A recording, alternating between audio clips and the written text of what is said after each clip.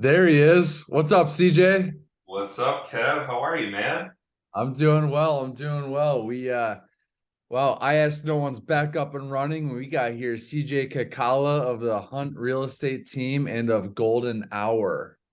What's up, bro? I'm gonna correct you on one thing, and I apologize for not telling you ahead of time. The C in my last name is actually pronounced like an S. So it's Kah-sah-lah. Kasala, and it's never been changed apparently. And I've been battling this my whole life. So I've been talking with my parents about actually changing the C to an S at some point, but they don't have my buy-in yet. So we'll see. I think it's just part of the fun because who could say Schwarzenegger at the beginning of his career, right? I mean, Yeah, yeah, and then people just all of a sudden understood it. And then there's me with Lavallo, us fellow yeah. Italian music lovers, man. It's all good. Cheers. Cheers. Happy Wednesday to you. Right back at you, brother. Yeah, so I asked no one episode 97. I want to learn all about Golden Hour. I've heard enough, a little bit of it, and I was listening to a little bit more this morning. But just to start off with the musical fact of the day, in fact, I was listening to Kiss 98.5 recently, and Yeah. Nicholas Pickles, my good buddy who just DJ'd my wedding, um, he he shared something that happened at a Pink show recently. Did you hear about this? No, no, I haven't. Okay, yeah, the musician Pink, she's performing and in the middle of a song at Hyde Park in London. There's a girl fan that threw up a bag of her mom's ashes. Right, like that's my mom. That's my so Pink stopped the song Wow. and she didn't really know how to react to that. Uh Kind of Wow. crazy, right? Yeah, it's an interesting send off to say the least. So what do Right. you do in a moment like that? I don't even know. Like I can't even imagine.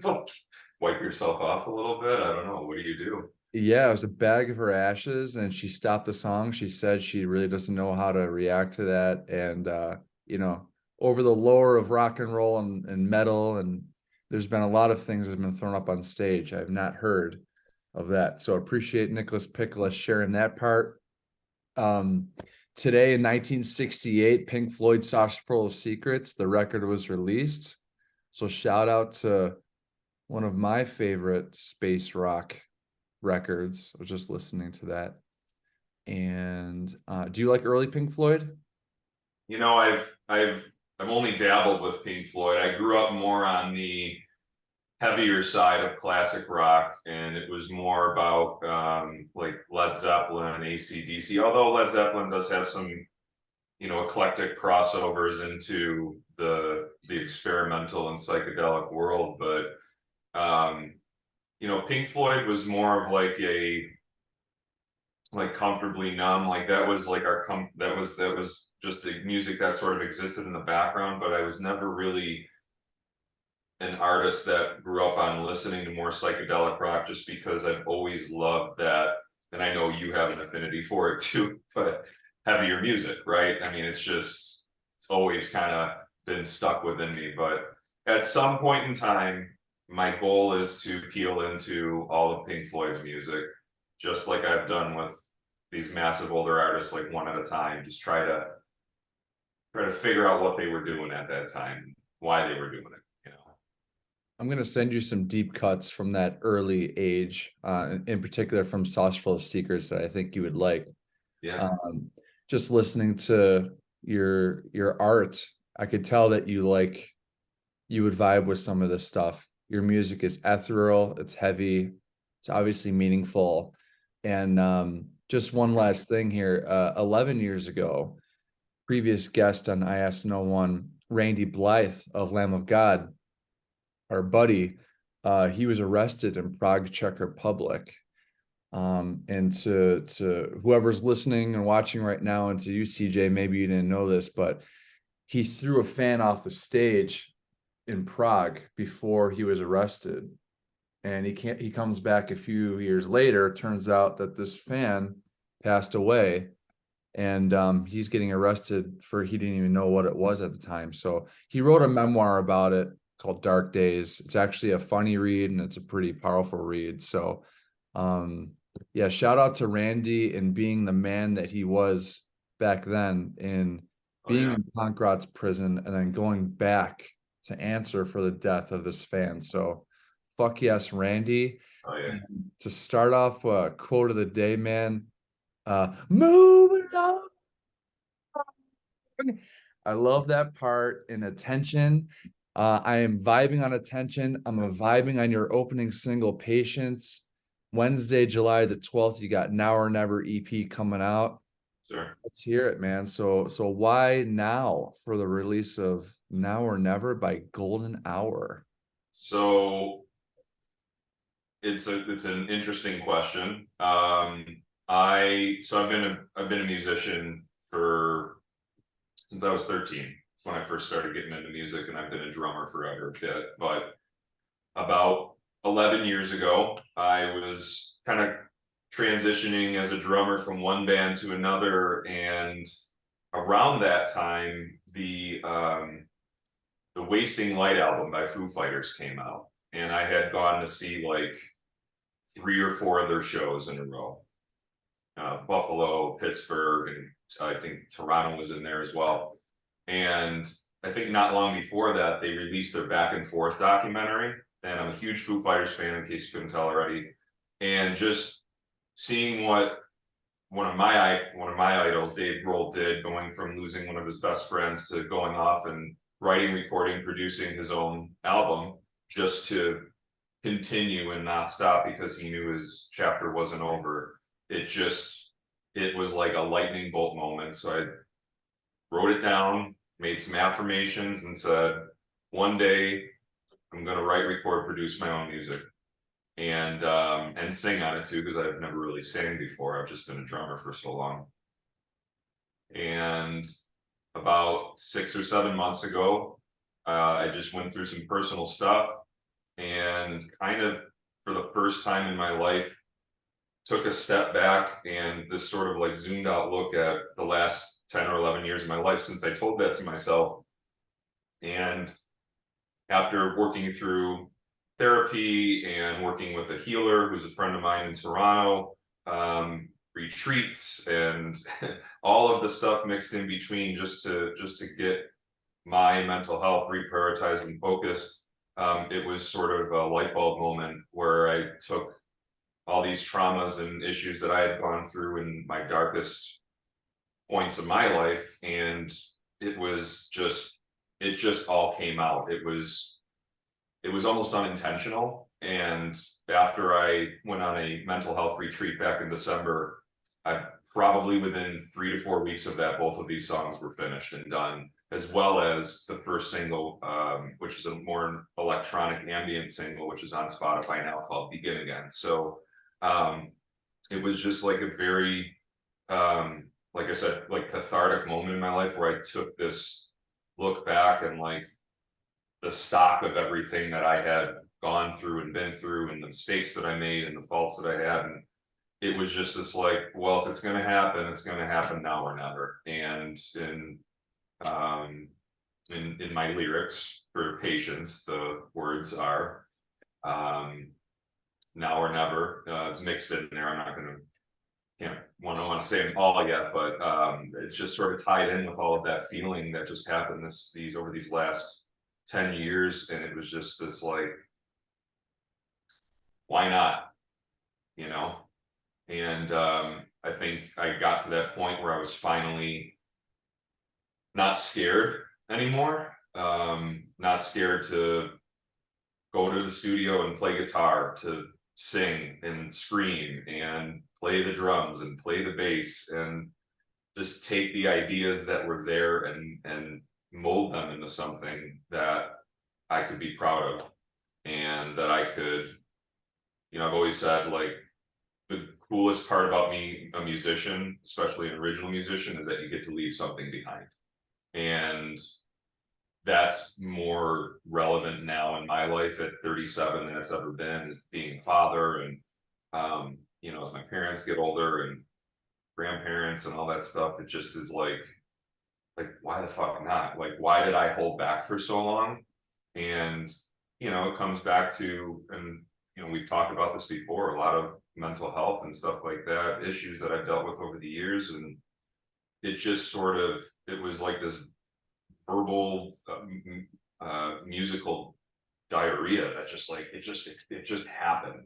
And I did it on my own, which feels like I've never felt really proud of myself or something, like, you know, doing something, accomplishing something like this before. So the now or never is really kind of tied into my own personal experiences with my own issues dealing with depression and anxiety for the majority of my adult life, and for that moment of leaving something behind.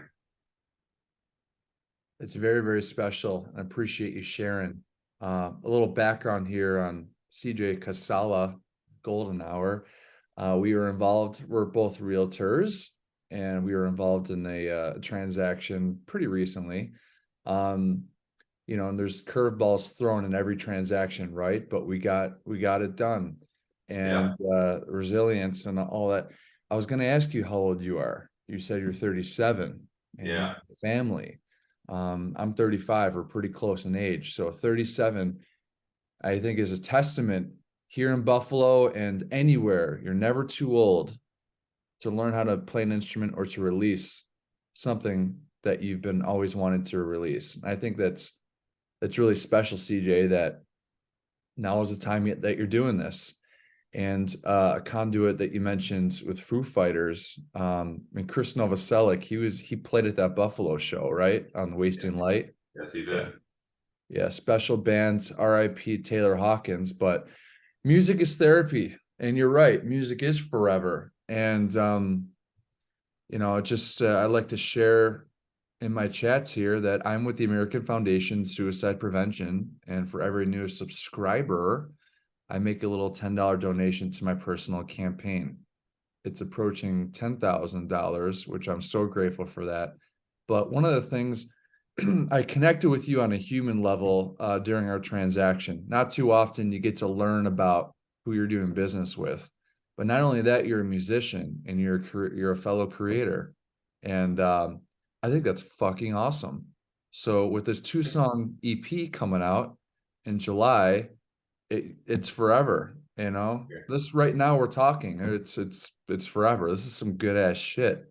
So it almost seems surreal sometimes, kind of like it just and I'm not putting on here by any means, like, even, you know, going to sleep last night knowing that I have this opportunity to sit here and like be able to talk about my music and talk about my art in a way that is, it could be helpful for somebody else, especially the meaning behind the words and the lyrics. And you know, I've always imagined that someday I would write something that might be able to help somebody, not for the fortune, for the fame, but just to know that something that I created from an art perspective was able to help someone else and help them through something. And I applaud you for the work that you do, and the money that you raise towards your foundation. It's amazing. Yeah, you're not alone, CJ, and neither are you. Whoever's viewing right now, you know, you are not alone, and it's okay to not feel okay. I'm coming off a pretty shitty day yesterday, but I was looking forward to this and having a chat about music and some good ass shit and listening to your music. Man, you could tell you're singing from the soul. I really liked what I was hearing. I was impressed. I'm a vocals guy too. And you're really singing, you're really getting after it, and you being in the studio and creating this yourself. Now you're singing, you're playing guitar. Are you playing drums as well, all the instruments? Yeah, did all instrumentation, and thank you, by the way. It means a lot. And this is actually, truth be told, you know, I've done backup singing in bands for the last 20 years around Buffalo, but I've never been out front like that. And again, Dave Grohl inspiration, so, you know, kind of shout out to that. But like, I went in with my ideas, I had my rough drafts, and the genius Mr. RJ DeMarco, of the lead singer and frontman of the band Fernway from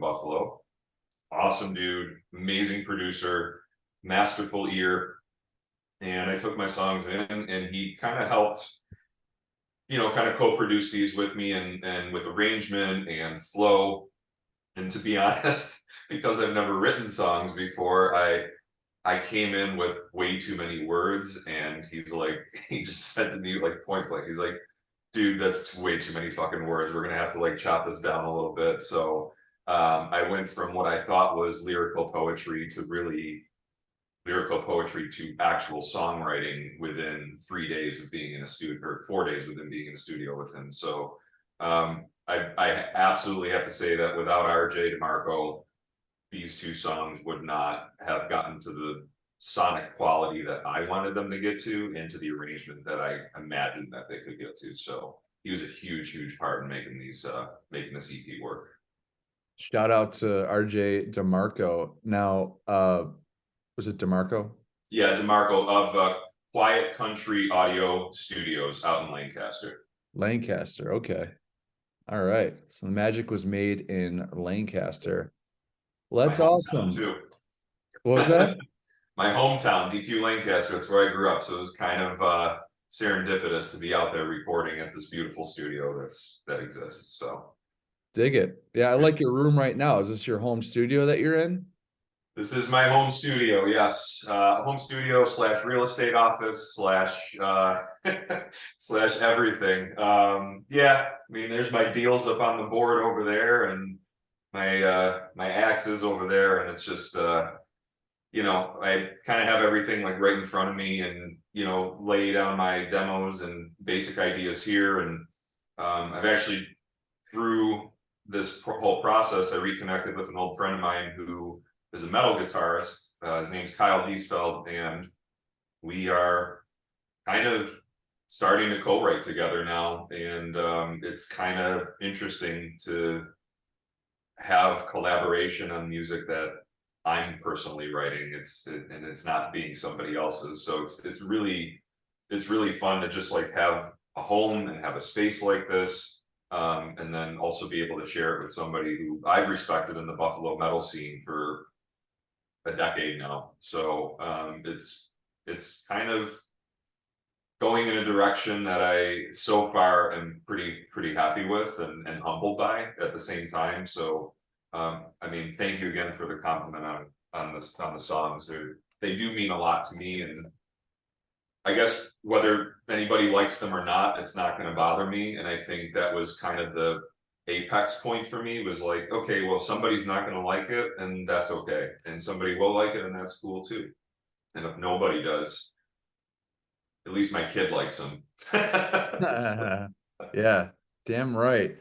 Well, I'm getting Pete Luffler from Chevelle. I'm getting a little Sean Morgan from Seether in your music. We grew up with these kind of bands like 3 Days Grace, Seether in our impressionable years, at least in mine. In the early 2000s, that post-grunge kind of scene. It's like a mix between the post-grunge rock and roll kind of thing from the 90s into like this ambient. And it's just a really unique mix that you don't hear too much in music. But you've got the real estate board and you got your axes. And how do you find balance between kicking ass in real estate? And this goes for anyone who's got a busy career. I mean, you have your hobbies too. What's your key to balance family? What's your key in yourself? How do you manage that with balancing? You can never find perfect balance, but what is it that you maybe do that could help others? Well, the first thing is switching off of caffeine and going to matcha. That's helped me a little bit. So hot green matcha is like it just keeps my mind clear throughout the day and keeps me kind of like less anxious. And what the fuck is matcha? I've never heard of that. Matcha tea, yeah. So it's a Japanese type of tea. It's more of a powder, and one of my favorite drum instructors, Mike Johnston, he does an online drum instruction studio out of California, I think Southern California, but huge in the drum community, Mike Johnston, and every one of his videos starts off with him pouring some matcha. So I was like, I gotta try this. If this guy loves it and all his followers love it, like I gotta try it. And it's got stuff, I don't know all the like science behind it, but like it's less jittery. There's no caffeine in it, but it kind of keeps me focused. I don't know if there's really like scientific evidence behind it, and I'm sure somebody's going to be like, this guy sounds like an idiot, he has no idea what he's talking about. But to me, it just like makes me feel energized and calm and collected. So that's number one. Number two is honestly being a good schedule keeper and keeping my days, especially when I know that, you know, like on summer vacation now for my daughter, like I don't want to be stuck in my office the entire day. So you know, I make sure I carve that time for her after she gets out of summer camp or school. And real estate only stays an emergency basis when I have her with me, or after she's asleep, that's when I pick up these things, put my headphones on, and just get to making ideas and being inspired. And it does come along with some sacrifices, and I mean, I don't mind saying it. I don't have much of a social life. Like I don't go out anymore. I you know, gigged out for 19 years in bands all over Buffalo, and I had my fun going out and playing out till midnight, 1, 2, 3. I get home at 4 or 5 a.m. sometimes from gigs, and I needed a break. So after the last 7 years in the same band I was in, I took a break last November just from gigging in general, just so I can have this time with my daughter, so I can have more time to open up my brain for creating. And I think a part of this portion of these songs evolving was also stepping away from other music and really kind of focusing on my own, that I knew I could do it. I just didn't know the vehicles that I needed to have in order to get there, so to speak. And it ends up being that the two most important things for me were time and patience to get this all done. And I just never paid attention to those two. And they were just sort of fleeting, and time just existed rather than embraced. And for me, it was a pretty eye-opening moment when that last gig was played with my last band, and that following weekend where I didn't have to go and pack up all my drum shit to go and play another gig, I was like, wow, I can. It's like that weight comes off your shoulders. It's like that moment where if anybody's watching and maybe, you know, relates to this, that first moment where you're able to speak to that, in my opinion, a therapist, where that weight gets off your shoulders. You know, I've been very vocal about, you know, mental health over the years on my social media, and I will be with this project, but it's just sort of this release that happens to allow myself the time to expand on all these things. So I guess without being too much more long-winded about it, I just try to stay as calm about it, because I know the time will allow itself to happen, because I'm making the right decisions that allow me to have that time, instead of cramming so much in and it frustrating me and giving me more anxiety, where I can't pick up a guitar, or I can't sit down on my keyboard, or I can't read my daughter a couple books before bed. Like it's those moments in the past that set up the way that I thought my life should be at this moment in time. And you know, it took some depressing shit to get there, and it took some unraveling of years of just, you know, things stuck up here and not knowing how to release them properly. But it's not easy, but it's not something that I'm not used to. So I feel comfortable in my day-to-day, and I know how to balance my time, and I know when to say no, and I know when to put do not disturb on the phone. It's just those boundaries that have to exist in everybody's lives, right? Like it's not just me, it's everybody. It's musicians, it's business people. You have to have some sort of boundaries, or you will get stepped on, you know. And it makes those negative things shine more, rather than the positivity and your strengths in your life, I believe. So yeah, taking control of the day instead of it controlling you. And you mentioned these boundaries and carving out your time for your daughter. Your daughter's name, CJ? My daughter's name is Arden. Arden Catherine Kah-sah-lah. She is 6 years old. She just graduated first grade with a really good report card that made me tear up the other day. So, and she is already in songwriting mode. She brings out her notepad. She's like, Daddy, I got lyrics. I want to, can you play me some notes so we can sing? She loves music. Her mom's an actress and also a owner of a local theater company here in Buffalo. So, with her mom being in the arts, and then me as her dad being in the arts, and us having that time and exposure to show her that it's okay to create and love to create. It's awesome to see that. So, and her mom and I, we have a great co-parenting relationship, and we have these opportunities in the art within our lives outside of business where she gets to experience it. And it's like, there's no feeling like it. And I'm sure there's parents watching this too, that like, that feeling when your kid like starts to enjoy something that you like too. And it just kind of takes you a moment to like reset and realize that you're not that important anymore. Like it's all about them now, so. Yeah, that's so special. I just found out a few months ago that I'm going to be an uncle. So my Congrats, twin brother, man. thank you, brother. That's Thank so you. awesome. I've got a twin brother, Ryan, who lives in Greece. I got a younger brother, Leonard, who's here in town. I have a younger sister, Hannah. And Ryan out in Greece, he met a German girl named Nicole. And yeah, they are going to be parents in October, and they're going to have a daughter. And, you know, Girl dads are being a girl dad's pretty fun. I get to play dress up and put on makeup and paint nails and stuff that I didn't do when I was a kid, obviously. And I was very much just a boy playing hockey and playing in the woods and all that stuff. But I love like letting her be whatever she wants to be. And like, it's fun seeing, like sitting in the background and watching her brain just be so imaginative. And it's actually inspiring. Like, weirdly enough, I never thought that I would draw inspiration from my own kid, but here we are, man. It's pretty fun. So congrats to you though. Girl uncles are second best out there. So well, she got a Metallica onesie as her first gift from me. hell yeah. My first 72 seasons. But yeah, man, just going back to what you were sharing there, and nice job, Arden. Yeah, keep up the good work.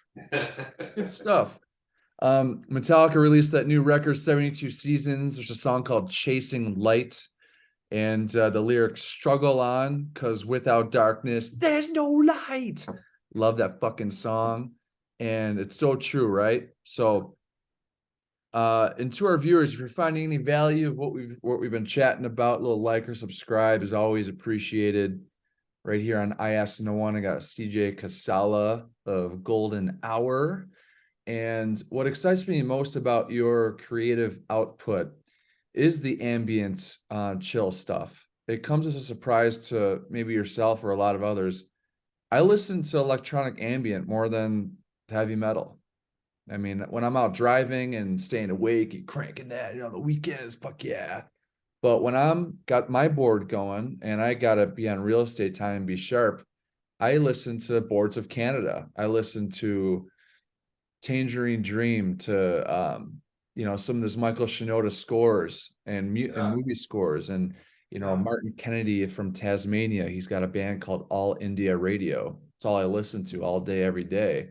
And now I'm going to be adding some Golden Hour into my chill playlist to conquer some real estate work. And you've got some ambient music being released this year, right? Just periodically. Yeah. So I've been a huge fan of Tycho, which is the music project of the artist Scott Hansen, and at the same time, my love for Deftones and their ambience and the things that they do, which like gods of rock in that band, but they have been a very direct inspiration into the things that I do. And I've always I've been huge into sound therapy, I believe, and and I know you believe this too, music is a healer, and sound is proven to be a healer, and chakras and all that stuff. And not to go down that rabbit hole, but you know, there are frequencies that resonate different within me, that draw different things out of me, different feelings, emotions, and going through my own healing processes, like I noticed that I started kind of tuning in more to sounds and sound waves and soundscapes rather than an actual song. And it was kind of that moment of like, oh, you can do anything with music. It doesn't have to be intro, verse, chorus, bridge, and like it doesn't have to be this traditional structure. It could be whatever you want it to be. And like Tycho, for example, the way that Scott Hansen writes music, and he admits it openly, he started his project because he was a computer programmer, and he loved taking apart his synths and rewiring them to make different sounds. And I was like, this guy he's never written music until he started getting just interested in the electronics behind it. And then as a result of it, because he's still a photographer, music was made to curate his photography. And I was like, man, and this is going to sound silly, but I was like, man, I wonder if I could write some songs that I would like to listen to, but would also look cool behind my real estate videos that I post online. So there's a little bit of like a business side of it for me, but at the end of the day, like the ambient music that I write, like I would love to have it where people use it for like video work or commercial work or TV or something like that. Like that's where I see sometimes these pieces that I write.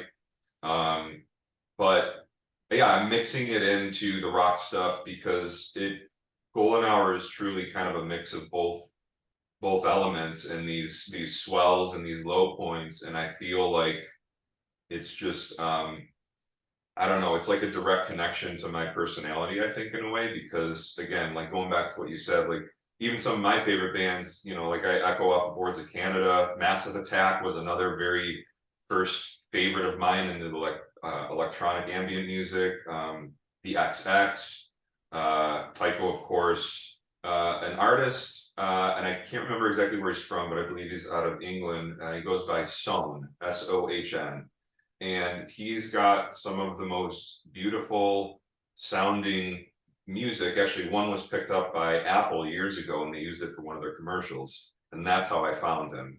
That song is called The Wheel, and he has this just beautiful voice that sits behind all of his work, and it's not over present. It just slowly sits there, but the music does the talking for him. And like that sort of music is what I'm drawn to, and that's, I think, what I kind of write.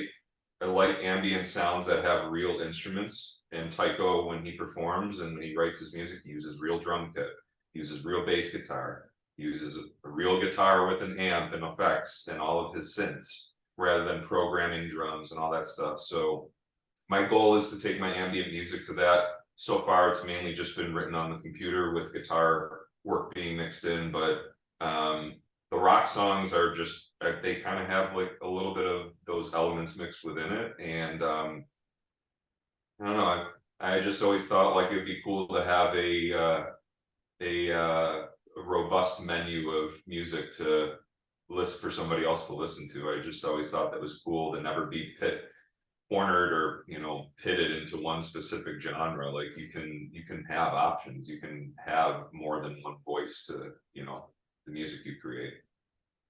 Yeah, the way you talk about the balance of the quiet and the loud, and just the mix of it. You brought up Deftones, you know, Cherry Waves and Sex Tape and Romantic Dreams. Love that Koi no Yokan record. I mean, even the latest Queens of the Stone Age and Times New Roman, it's got those moments in a song called Sicily and Time and Place and Opeth on the heavier.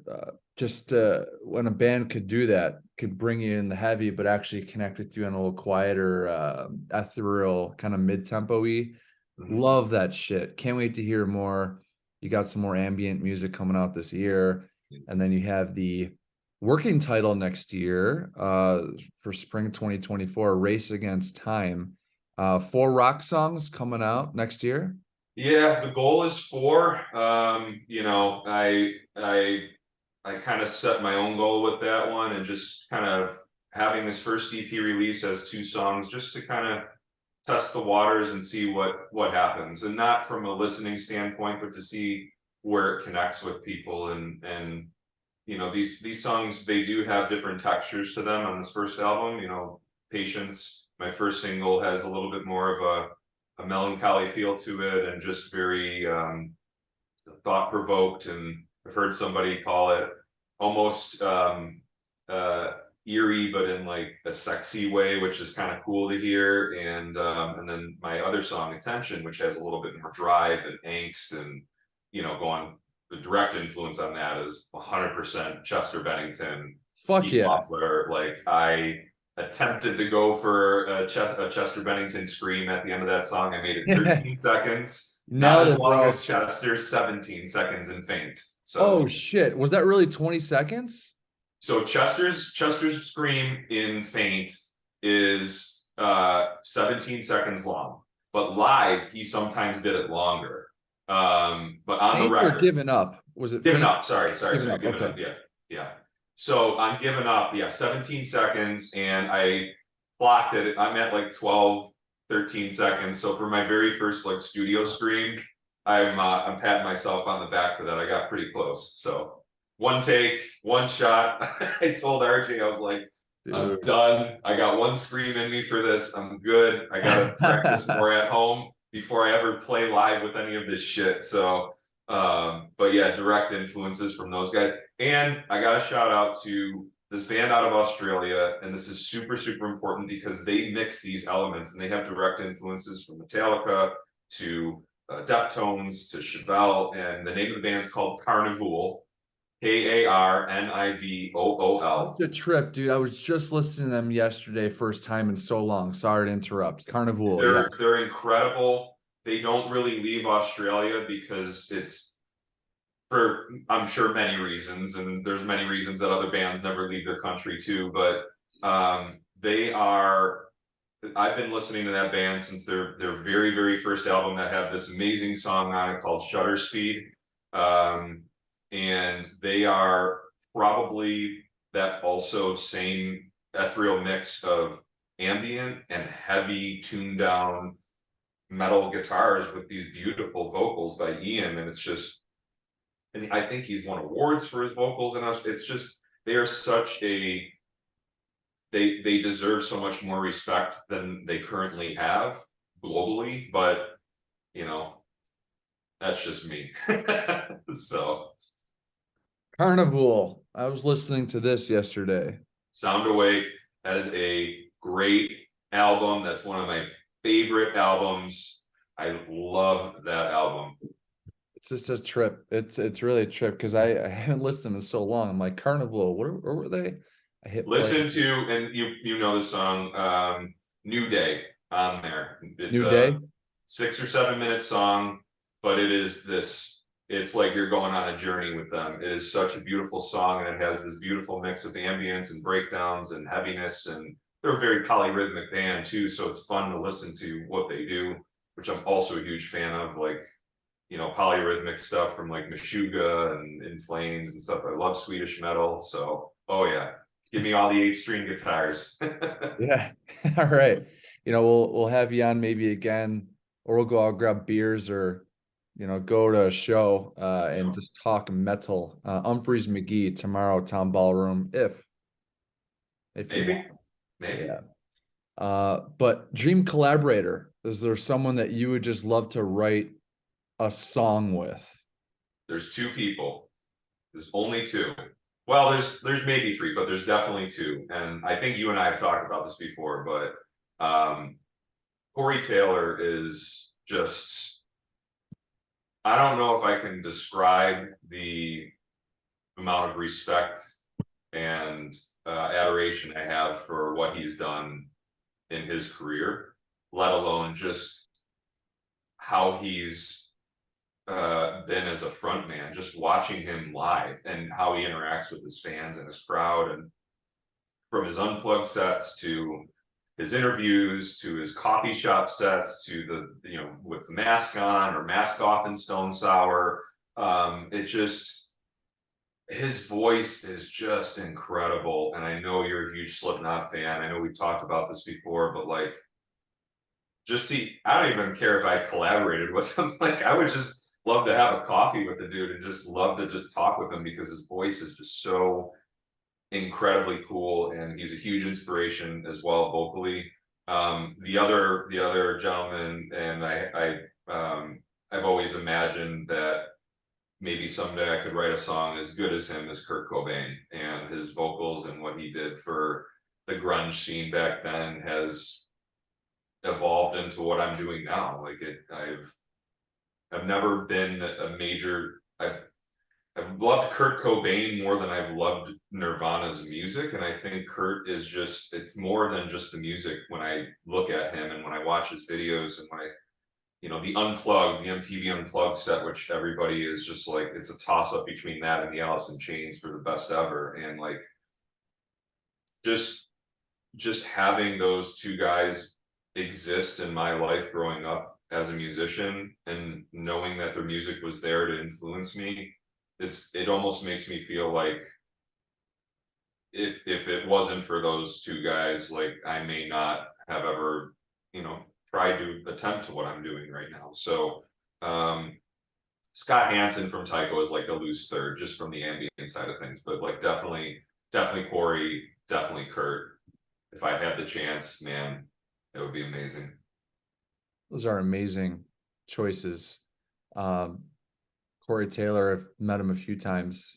All Out Life music video was great. Hung out with Clown the whole day. Yeah, Corey Taylor, I could see, and he's a collaborator. He's worked with a lot of different people, a lot of different flavors. He's got that CMF2 record coming out that he's really proud of. Slipknot for life, man. And I proposed to Ashlyn a few years back to Man Who Sold the World from Nirvana's MTV Unplugged. And that's the kind of music similar to yours that you can listen to in any time of day, any mood that you have. You know, it's just very easy listening, and it's good stuff. And that is tough. AIC Unplugged, Nirvana Unplugged. Yeah, right. It's tough.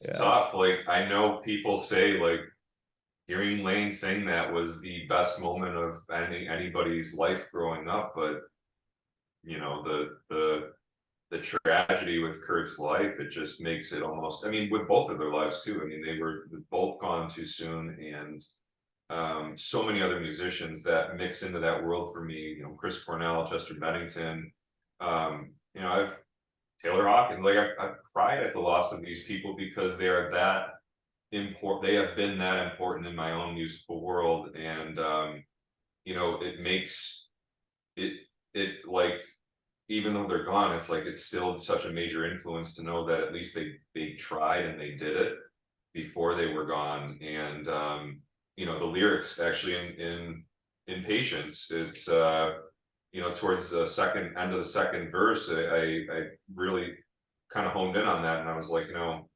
how can I capture this like feeling of my sadness about losing my heroes over the years? And the words are, it won't be long, or can't even quote my own words. Not much longer until we're dead and gone. And it's almost like me talking to myself in a way, saying like, hey, you kind of lost some heroes along the way. Like, put your music out, see what happens. Maybe it'll touch someone else, and maybe it'll help somebody else the same way that those artists influenced me. So, and the coolest thing about that is that music that you're talking about, you know, things that Corey Taylor has written and Kurt Cobain, it's forever. And so is your music. It's coming out July 12th. Very soon. More of 2023 and into next year. I'm looking forward to seeing what's more, Kah-sah-lah. I'm stoked. And I appreciate that, man. I appreciate it. This is pretty cool just to be even like able to sit here. And I know you've had some pretty way more important people on your podcast than I have, than I am, but like, man, just to be able to like sit here and like chat with you about this stuff, it truly means a lot to me, Kevin. I really, really, really genuinely appreciate you giving me this chance. It's my honor. And to go back to our quote, fucking keep moving along, staying forward. There's peaks, there's valleys, there's ups and arounds, and I'm rooting for you, and thank you. Means a lot. But next week I'm going to be uploading the rest of my chat with Josie Scott, formerly of Saliva, who is out touring right now. Josie Scott Saliva. I'm gonna have to travel a little bit to go to see him, but yeah, in that chat that I will be posting, it includes a phone call that he received from Stone Cold Steve Austin. Right. So wait till you hear about that. He's got some WWE stories. It's really funny. So CJ KACALA, Golden Hour. Man, stay happy, stay healthy, stay hungry, stay heavy. Cheers, bro. Later. Peace.